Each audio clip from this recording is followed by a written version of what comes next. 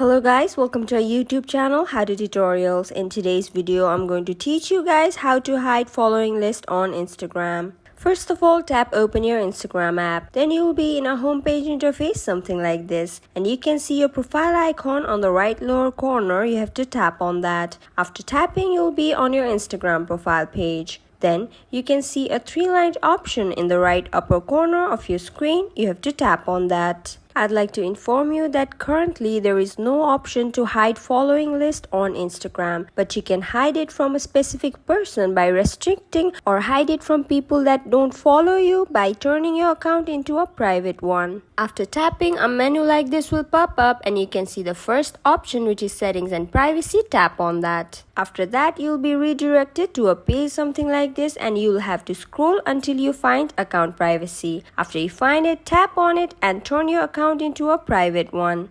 After that, go back to your profile and repeat the same process and tap on settings and privacy. Scroll until you find restricted.